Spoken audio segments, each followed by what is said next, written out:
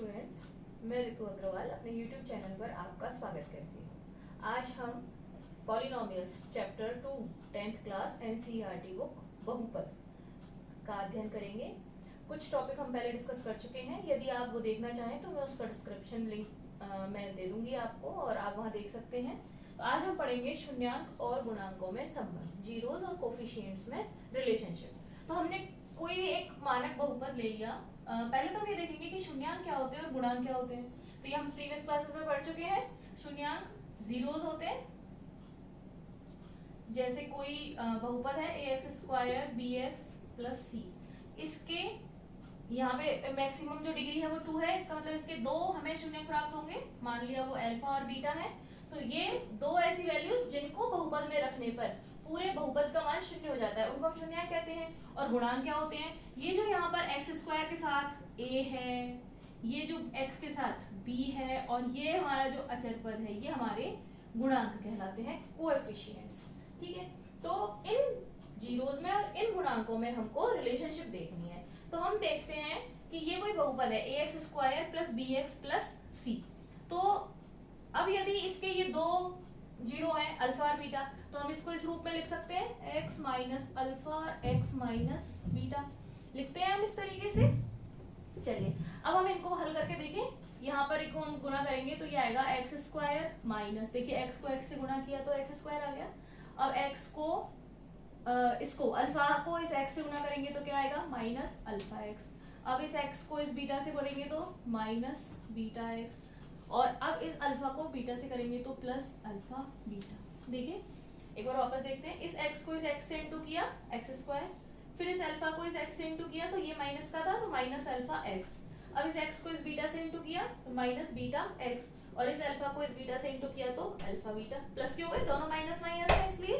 ठीक है, अब देखिए यहाँ पे कॉमन आ रहा है तो हम लिखेंगे x²। अब इसमें हमें कॉमन दिख रहा है कुछ, माइनस का x कॉमन दिख रहा है, तो ये बच गया अल्फा प्लस बीटा और प्लस अल्फा बीटा। और देखिए ये ax² + bx + c है। अब हम क्या करेंगे, क्योंकि हमें इनमें रिलेशनशिप चाहिए तो हम इनमें कंपेयर करेंगे, गुणांकों को तुलना करेंगे। तो हम यहाँ देखते हैं। अच्छा दोस्तों, हम क्या करते हैं, यहाँ पर एक k स्थिरांक लगाते हैं। k स्थिरांक क्यों लगाते हैं? क्योंकि यदि यहाँ पे हमारा जो ये बहुपद है, अगर ये 2 से इंटू हो रहा है तो भी इसके जो ये आएंगे जीरो शून्यांक आएंगे, ये अल्फा बीटा ही आएंगे। तो हम इसको लिख लें kx² - kx alpha plus beta, और ये हो गया k × अल्फा × बीटा। ठीक है, अब हम इनकी तुलना करेंगे। यहाँ पे हम जब तुलना करेंगे तो देखो x² का गुणांक यहाँ पे क्या है? a है। ठीक है, और यहाँ पे x² का गुणांक क्या है? k है। तो यानी a बराबर k आ गया। अब यहाँ x के गुणांक लेंगे, हमने ले लिया x² का गुणांक। अब हम लेंगे x का गुणांक। देखिए यहाँ पे क्या है? b है, और यहाँ पे x का गुणांक क्या है? -k × alpha plus beta. और अब यहाँ पे ये c है, और वहां पे क्या है? k × alpha beta. देखिए एक बार दोबारा से हम देखते हैं। हम यहाँ पे कंपैरिजन कर रहे हैं, तुलना कर रहे हैं। तो x² के गुणांक की जब तुलना करी तो ये a बराबर k आ गया। फिर x के गुणांक की तुलना करी तो यहाँ पर b आ गया, और यहाँ पे -k × अल्फा प्लस बीटा। जब हमने अचर पद की तुलना करी तो ये c आ गया, और यहाँ पे अल्फा × बीटा और उसके साथ k। ठीक है, अब हम देखिए इससे देखेंगे अल्फा प्लस बीटा की क्या वैल्यू आती है। तो अल्फा प्लस बीटा बराबर, ये b ऑलरेडी है तो ये हमने लिख दिया। ये माइनस का k इसके गुणा हो रहा है, ये उधर जाएगा b के पास तो क्या होगा? डिवाइड हो जाएगा, तो ये हो गया माइनस का k। अब हमें पता है k की वैल्यू क्या है? a है, तो हम लिख देंगे यहाँ पे k की जगह a लिख सकते हैं ना इस समीकरण नंबर 1 से। इसको a लिख दें हम, तो ये हो गया -b/a। इसी तरह से हम इस वाले समीकरण को देखेंगे। यहाँ पे अल्फा × बीटा है बराबर c, तो ये c ऑलरेडी है ही। यहाँ पे ये k हो रहा है इंटू, ये गया उधर डिवाइड में अपॉन k, c अपॉन, और k की वैल्यू क्या है? यहाँ पे a है, तो c/a आ गया। यानी कि यदि हम दोनों जीरोस का सम करते हैं, उनको ऐड करते हैं, तो जो हमें वैल्यू फाइंड आउट होगी वो हमारी -b/a होगी। -(x) का गुणांक बटे x² का गुणांक। इसी तरह से यदि हम दोनों शून्यांकों का गुणा करते हैं तो जो हमें वैल्यू प्राप्त होगी वो होगी अचर पद बटा एक्स स्क्वायर का गुणा। आई होप ये आपके समझ में आया होगा। अब हम एक उदाहरण से इसको लेते हैं। चलिए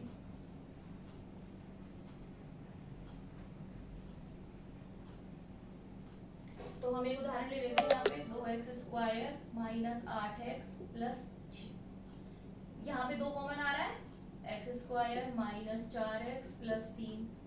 ये आपके समझ में आ गया होगा। यहाँ तक हमने क्या किया है, हमने यहाँ पे 2 कॉमन ले लिया, हम इसको 0 के बराबर रखेंगे क्योंकि हमें शून्य ज्ञात करने हैं। अब देखिए हम इसके 2 टुकड़े करेंगे 4 के, तो यहाँ पे हमको a इंटू सी लेना है। a इंटू सी क्या है हमारा, 1 इंटू 3 है, और b तो हमें इसके ऐसे 2 टुकड़े करने हैं कि जोड़ने पे b हो जाए। तो हम इसमें -3 और -1 ले लें, तो x square minus 3x minus x plus 3 बराबर 0। तो ये आ गया 2 का पेयर और ये 2 का पेयर। यहाँ कॉमन आया x, ये x बचा माइनस यहाँ पे 3 बच गया, इधर -1 कॉमन आ गया, ये x माइनस 3 बच गया।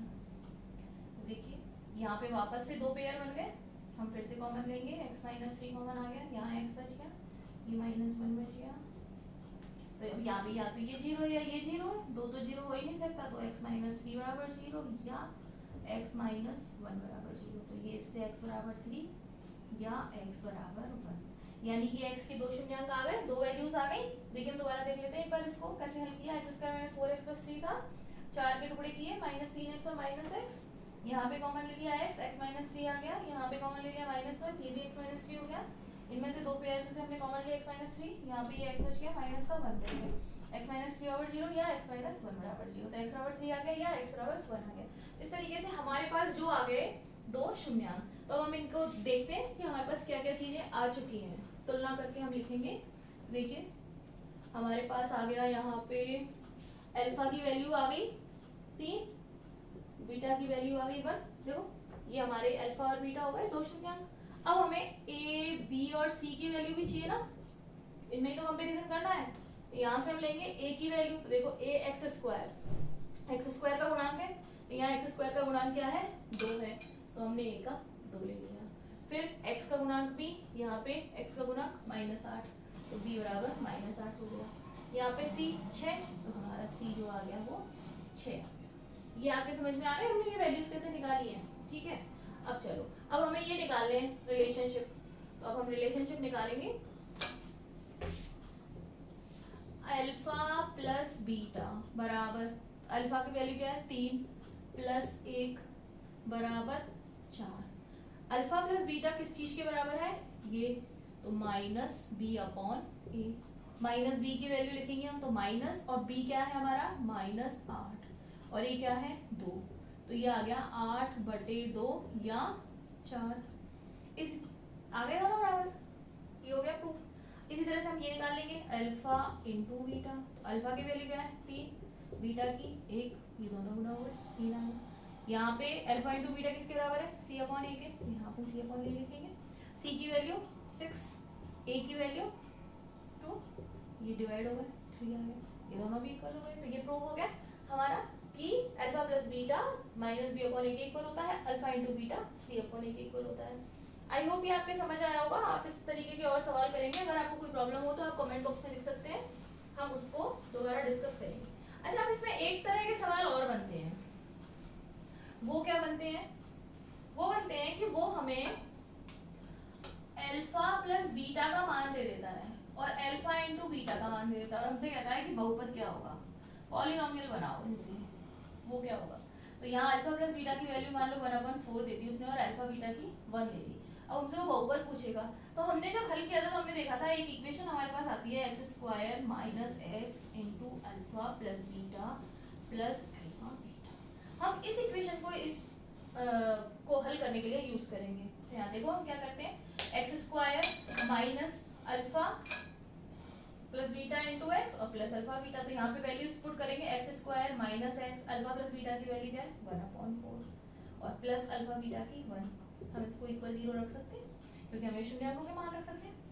अब देखिए, या तो हम यहाँ पे एलसीएम ले लें या दोनों तरफ 4 से इंटू कर दें, इसको भी इंटू कर दें 4 से और इसको भी कर सकते हैं दोनों पक्षों में किसी भी संख्या से गुना। तो इसको खोलेंगे तो ये आ गया 4x² माइनस यहाँ पे कैंसिल हो जाएंगे तो x और प्लस ये 4 और बराबर 0। ये हमारा बहुपद हमें प्राप्त हो गया जब वो हमें अल्फा प्लस बीटा और अल्फा इंटू बीटा की वैल्यूज देगी। तो अब आप एक्सरसाइज 2.2 के क्वेश्चंस हल करेंगे। अगर आपको कोई भी क्वेरी होती है या प्रॉब्लम होती है तो आप नीचे कमेंट बॉक्स में कमेंट करेंगे, मैं उनका सोल्यूशन आपको जरूर दूंगी। धन्यवाद।